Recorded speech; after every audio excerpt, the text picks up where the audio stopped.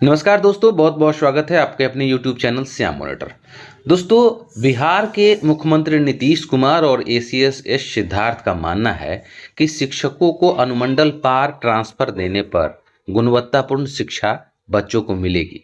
लेकिन ये कहाँ का न्याय है कि पुराने वेतनमान वाले जिन्हें आप हैंडसम सैलरी देते हैं, वो अपने घर के बगल में नौकरी करके गुणवत्तापूर्ण शिक्षा दे रहे हैं, और चाइनीज वेतनमान वाले नियोजित शिक्षक जिन्हें आप गुजारा भत्ता, जीवन गुजारा भत्ता देते हैं, वो अनुमंडल पार जाकर गुणवत्तापूर्ण शिक्षा देंगे। इतना ही गुणवत्तापूर्ण शिक्षा का फिक्र था तो पूर्व में ये सब बातें आपके जेहन में क्यों नहीं आई? आपको तो नियोजित शिक्षकों से सिर्फ दुश्मनी है। मैं इस बात को दावे के साथ कह सकता हूं अपने चैनल के माध्यम से, और इसका मैं प्रमाण भी दे सकता हूं कि आपको सिर्फ नियोजित शिक्षकों से दुश्मनी है, और उस दुश्मनी का आप चुन चुन कर बदला ले रहे हैं। पहला प्रमाण मैं देता हूं। हाई कोर्ट के आदेश के बाद आपने 34,540 वाले जो शिक्षक थे उनकी नियुक्ति की, और उन सभी का पोस्टिंग आपने जिले से दूर अन्य जिले में किया। लेकिन 6 महीने के बाद से ही उनको आपने अपने जिले में ट्रांसफर कर दिया। ये कहाँ का न्याय था? क्या ये सभी शिक्षक 6 महीने में आपके शिक्षा व्यवस्था को दुरुस्त कर दिए, गुणवत्तापूर्ण शिक्षा दे दिए? दूसरा ज्वलंत प्रमाण मैं देता हूँ। बीपीएससी विद्यालय अध्यापक जिनमें टीआरई 1 वाले का भी 1 साल भी नहीं हुआ है, टीआरई 2 जिनका भी 6 महीना भी नहीं हुआ है, इनका भी अब आप ट्रांसफर कर रहे हैं। क्या ये लोग इतने दिन में ही गुणवत्तापूर्ण शिक्षा की अलख जगा दी विद्यालयों में?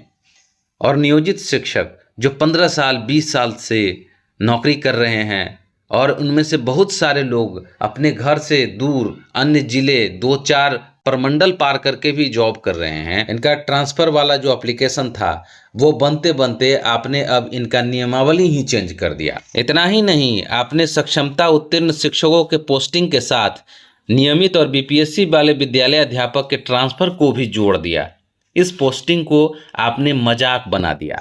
आपने हसुआ के विवाह में खुरपी के गीत को गाया। जो शिक्षक 2 दिन पहले ही ज्वाइन किए हैं उनके ट्रांसफ़र का आपको बड़ा फिक्र हो रहा है, और जो नियोजित शिक्षक 15 साल 20 साल से ट्रांसफ़र करते करते, ट्रांसफ़र की मांग करते करते अब रिटायर भी हो गए हैं, उनके नियमावली को आपने चेंज कर दिया। तो ये भेदभावपूर्ण नहीं तो और क्या है साहब? शनिवार को शिक्षा संवाद में एसीएस साहब को सुन रहा था। एक शिक्षक ने सवाल किया कि साहब, इतने टुकड़े टुकड़े में संवर्ग में शिक्षकों को क्यों बांटा गया है, इससे शिक्षा व्यवस्था पर असर पड़ेगा। तो उन्होंने बड़ा अच्छा से कहा कि हम लोग भी भारतीय प्रशासनिक सेवा से हैं, कोई बिहार प्रशासनिक सेवा से हैं, उनके भेदभाव नहीं करते हैं, तो आप क्यों इस तरह की बात कर रहे हैं? चलिए, हमने आपकी बात को मान भी लिया। तो क्या आपके एक पदाधिकारी के लिए जीप की व्यवस्था रहती है और एक पदाधिकारी को चढ़ने के लिए रिक्शा की व्यवस्था की जाती है क्या? क्या आपके एक पदाधिकारी को चाइनीज वेतनमान मिलता है और एक पदाधिकारी को पूर्ण वेतनमान मिलता है? क्या आपके एक पदाधिकारी को ईपीएफओ का लाभ मिलता है, एक पदाधिकारी को न्यू पेंशन का लाभ मिलता है और एक पदाधिकारी को ओल्ड पेंशन का लाभ मिलता है? कहना आसान है, करना बड़ा मुश्किल है। इतना ही आपको फिक्र है तो सभी का वेतनमान एक कर दीजिए। इतना ही फर्क है तो नाम अलग अलग रहेगा, वेतनमान कम से कम एक रहेगा, तो भेदभाव पूर्ण नहीं होगा। पॉडकास्ट पर बोल देना बड़ा आसान लगता है। इसी ट्रांसफ़र पोस्टिंग नीति में आपने 2 नीति अपनाई है। एक, बीपीएससी वाले विद्यालय अध्यापक और नियमित शिक्षकों को आपने ट्रांसफ़र पोस्टिंग में यस नो का ऑप्शन दिया है, और दूसरे, सक्षमता पास नियोजित शिक्षकों को आपने ये प्रावधान किया है कि अगर आप ऑनलाइन के लिए अर्जी नहीं देते हैं तो आपको वर्तमान पदस्थापना को अपना जिला मानकर दूसरे जिला में ट्रांसफ़र कर दिया जाएगा।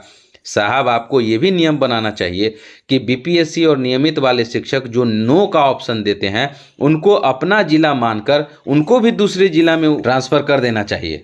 सिर्फ नियोजित शिक्षकों को ही जबरन ट्रांसफ़र देना, ये 2 नीति नहीं तो और क्या है? ये सारे तथ्य इंगित करता है कि आपको खाली नियोजित शिक्षकों से ही दुश्मनी है। अभी भी ज़्यादा देरी नहीं हुआ है, आप अभी भी इसको चेंज कर सकते हैं। ये नियमावली बनाइए कि जो नियमित और बीपीएससी वाले विद्यालय अध्यापक अगर नो वाला ऑप्शन देते हैं तो उनको उनके गृह जिला, गृह अनुमंडल मानकर दूसरे जिला में ट्रांसफ़र करिए। ये एक छोटा सा ट्रांसफ़र पोस्टिंग में भी आप 2 नीति कीजिएगा तो आप इमेजिन कीजिए कि आपके विद्यालय में शैक्षणिक वातावरण किस तरह से बन पाएगा। एक ही क्लास, एक ही बच्चे, को पढ़ाने वाले एक शिक्षक को आप हैंडसम सैलरी दे रहे हैं, दूसरे को चाइनीज़ वेतनमान दे रहे हैं और पॉडकास्ट पे कह रहे हैं कि इससे कोई फर्क नहीं पड़ता।